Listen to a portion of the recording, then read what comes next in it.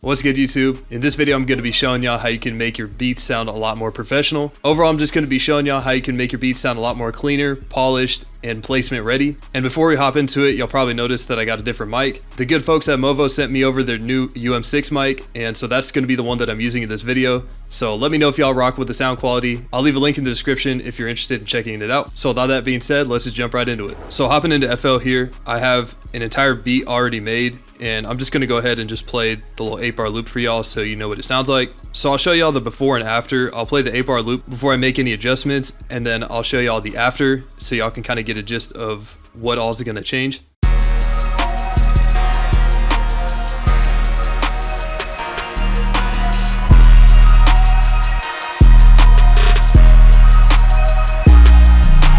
Alright, so the first thing I want to discuss is sound selection, and this is probably one of the more important things because if you don't have things that sound high quality, the beat's not going to sound good in general. If you're able to invest in some good plugins, I'll list them out, and if I forget any, I'll put them up on the screen. But for this beat, I use Electra X and Analog Lab as my main two melodic pieces here. And then for the bass, it's just a one shot. And then all the drum sounds are just one shots from either my Evolve kit or Resonance kit. So some good plugins for trap beats consist of Omnisphere, Electra X, Analog Lab, Xenology, Nexus, Serum, and Contact. And if you want some cheaper or free alternatives to those, some good ones are Xband, Vital, and Flex. There's a ton other out there, but those are just the ones that come to mind for me. Also, some other cheap ways that you can get some of these higher quality sounds are also producers kits, such as like one-shot kits, phrases, accents, and stuff like that. If you find a producer that you really like their sound, usually their kit will have something that's also pretty good in it. That also brings it into a second part of this, which is layering. And what I mean by that is knowing how to overlap the sounds and make sure that your sounds don't clash with each other, at least at a melodic level. And what I mean by this is you don't want too many sounds in one part of your soundscape kind of crowding it up. So for example, if I go to my master track here and I open up an EQ, I'll just play the sounds one by one.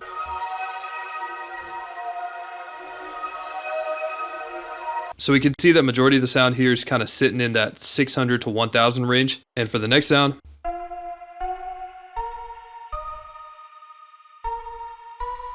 for this one, we can see most of it is kind of sitting between 450 and 800.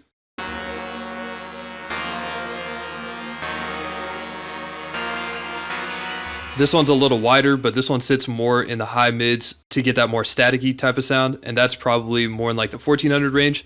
So obviously all three of these all sit within that mid and high mid range, but I'm making sure that I'm selecting sounds that don't overlap in terms of the texture of them as well. So if I put them all together, it's not going to sound super crowded.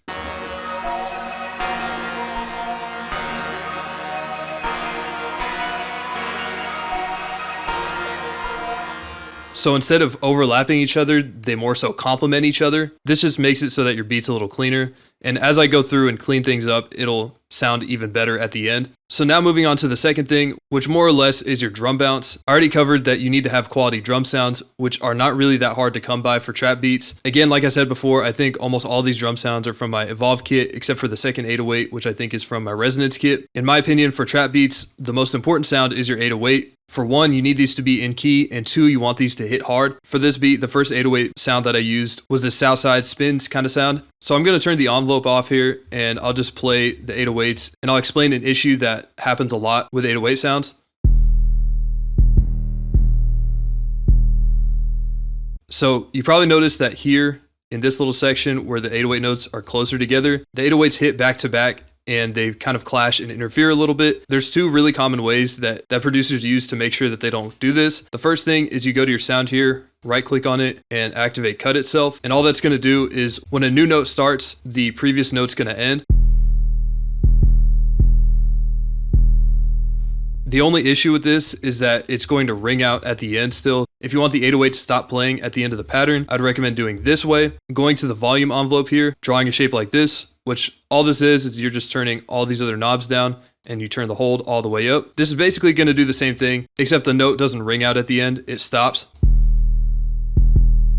I personally like the second method better with the envelope, but again, that comes down to personal preference. Also with your 808s, in my opinion, the most important thing is making sure that your 808s are in key, because if they're out of key, it automatically makes your beat sound so much worse. I'll show y'all a couple ways to make sure that your 808s are never out of key. One way is just figuring out the root note of your melody. I already know that this is in D sharp minor. If you don't know what the key of your sample is, you can take this and render out your loop and then put it into a website like TuneBat, and you go to their BPM and key finder. You just drop it in here and it'll tell you what the key and BPM of your sample are. You can use a plugin like AutoKey and just play your sample and it'll tell you what the key is.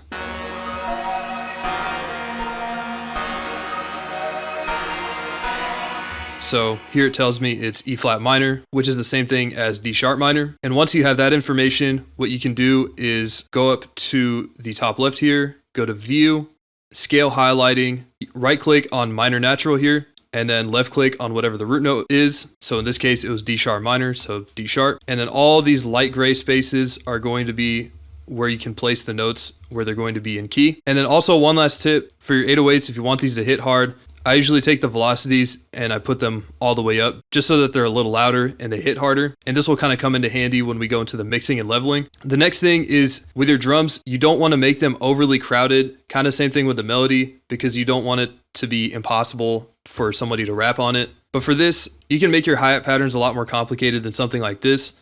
But if you have a lot of drum sounds, I wouldn't recommend adding a whole bunch of different stuff because that just overcrowds the beat. And the key here is I'm going to go through and scroll through these, and you'll probably notice that a lot of these sounds don't really sit in the same area. I try to space them out so that it doesn't get too crowded. I don't have like a hi-hat roll, a snare roll, and an open hat all hitting on the same beat or close to each other. So we'll start with a hi-hat. You can kind of see the rolls here. And then you'll also be able to see the other sounds in the ghost notes. We got an open hat here, snare, the counter snare, the kick, and the other 808.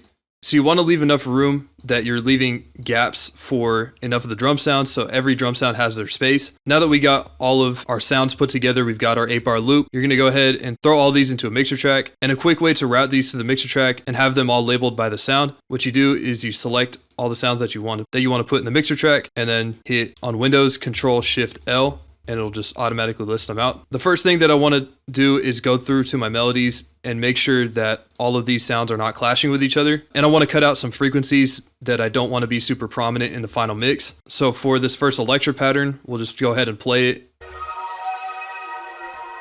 So we have like a tiny bit in the lows here. It's probably not enough to be super noticeable, but I'm just going to roll it off out of habit.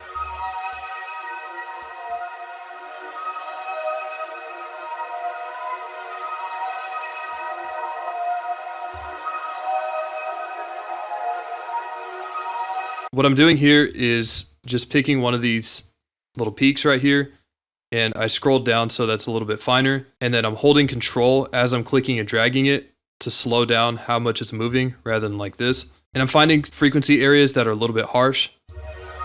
So right now I kind of hear something around the 700 range. And so I'm going to take this and just lower it by grabbing this right here on the right side. Just moving it down a little bit, so it reduces that little area a little bit. And then I'll add my next sound. And same thing as last time, we have that little section of lows here. This one's a lot more prominent than the last sound.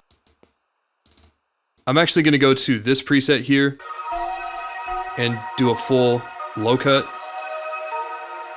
That way it doesn't roll too much off of the lower part of this, and it just cuts out those low sounds completely. And then I'll go ahead and add my next sound.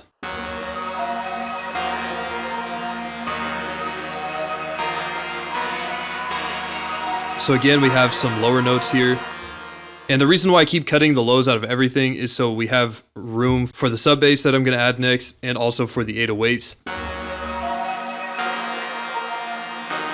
So I'm going to go through, roll off probably about this much, and I'm just going to put on a really slight top shelf.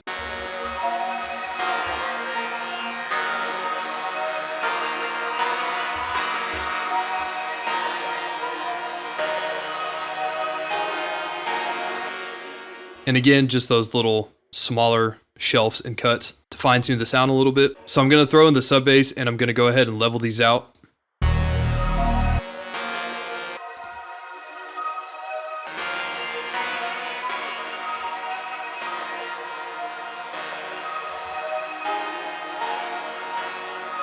So this is also another important part. You want to know which sounds you want to prioritize, and learning how to do this takes a decent amount of practice.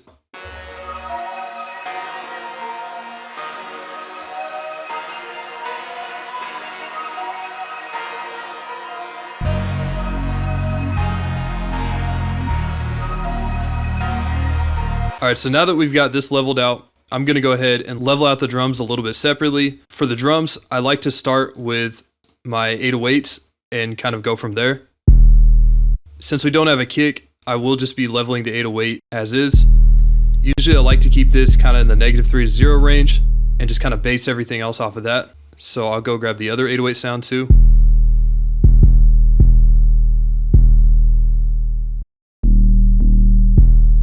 And this one I'm going to make a little bit more, I'm going to merge the stereo separation a little bit with this tiny knob right here, just so it sounds more mono. Next thing after that, I'll usually go to the snare or the clap.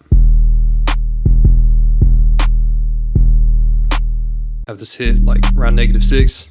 Then we'll open up the hi-hats.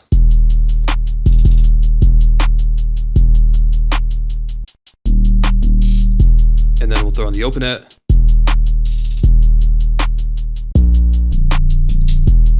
And the snare also.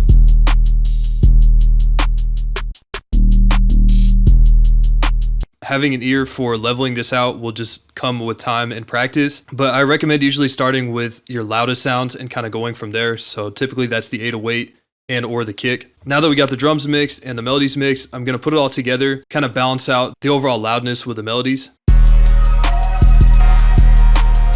So the melodies are a little bit quiet, so I'm going to bump them up a little bit, about 1 tick each.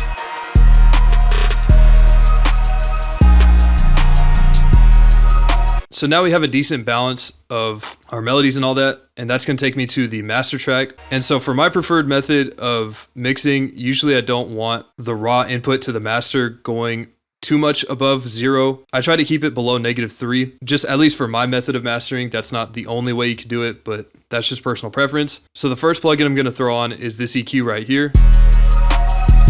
And I'm going to start by boosting the highs. I'll probably put this like +3 decibels. And I'll go to the second band right here, put up 1 mouse tick. I'll go to this second to last band here, put it up a little bit. Then I'll put on a default soft clipper.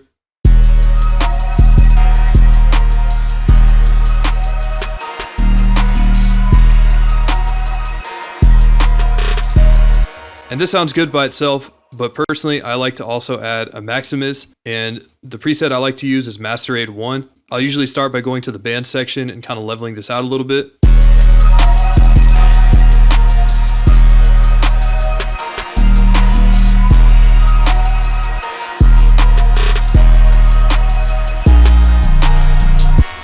Once I've done that, I pretty much just leave it at that. Make any other changes for the most part. Unless it's really quiet, then I'll go to the master here, turn this on off, and I'll turn the post up a couple clicks, and then change this back to comp off. But for this beat, it's already leveled pretty loud, so I don't really have to do that. And all this Maximus is really doing, in my opinion, is just giving it a little bit of that extra punch and making it sound a little bit more crisp. So now that we've got the whole beat done, I'm gonna just show y'all a quick little crash course in arrangement. So I'm gonna go to the sounds here, right click and do split by channel, and then select all these and drop it into the playlist. And so I'm just gonna go ahead and duplicate this a bunch of times and just kind of carve out what a more professional sounding arrangement would probably look like. So usually beats have 1 or 2 ways of starting. It'll usually have an 8 measure or 16 measure intro. So something that's either this long or this long. Some of them just jump right into it, but for the sake of this beat, I'll leave an intro. So your intros usually don't have any drums. It'll just be the melody sounds by themselves. This is kind of up to you. You can make it a little more basic sounding, or you can take some of the sounds out. For this one, I'm just gonna take that little counter melody out.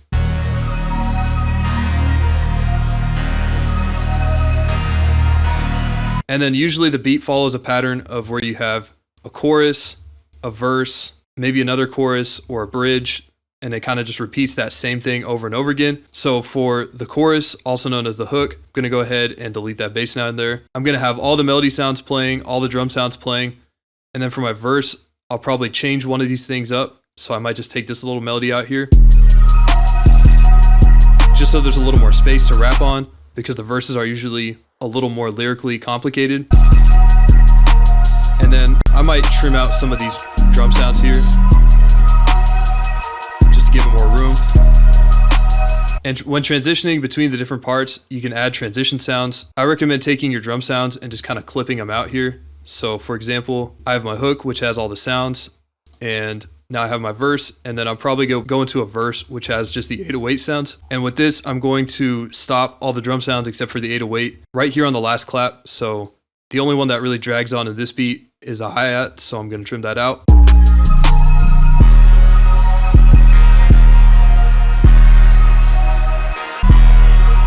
And so this is my little bridge section. I'm going to go ahead and just repeat back into the hook.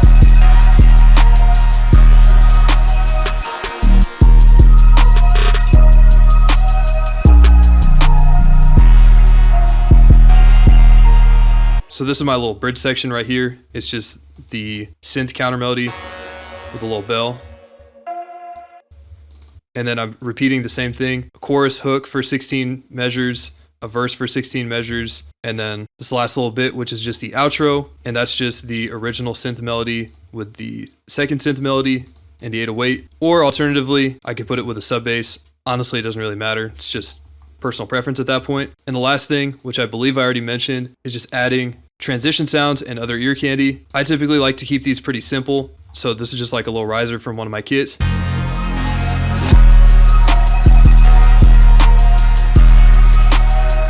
This just makes it so when the drums hit, it just hits a little harder and it just sounds a little cleaner when you're kind of transitioning between parts of the beat. Another thing I want to discuss for arrangement is automation. One basic one that you could do, like a fade out, is just select your last 8 measures or so here and go to your mixer track, right click on the master track and hit create automation clip. And you can just go ahead and fade it out from here. So I'm going to pull this all the way to the end. This will make it so that the volume slowly decreases out. And you can grab this little middle here and adjust how fast it fades out.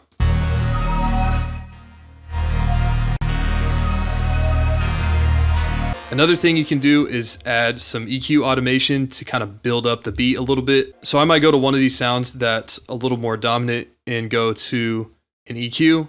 And I'll go to one of these presets where it's just this high cut, low cut. I'll go to the parameter here that controls how far left or right it is. I'll select like 8 bars in the playlist, right click, create automation clip, and then all I'm really going to do is just slope this up over the course, or you can kind of throw in other points here using right click, move it up and down how you like, just do whatever. But I like to keep it kind of simple, so I'm just going to roll it up over the 8 measures.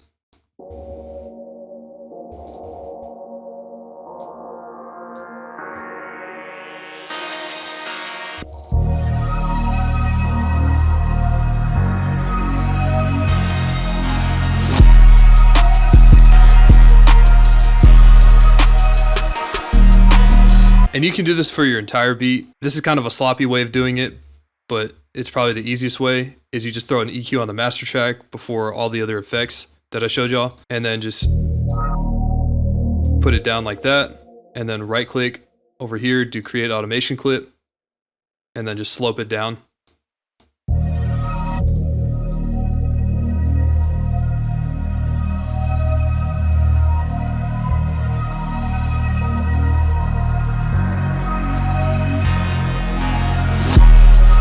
And you can reintroduce these automation clips throughout, or just make different ones by moving it over here, go top left, hit make unique, and you kind of change it out a little bit. Again, that's personal preference. I just want to show y'all just that you can do that.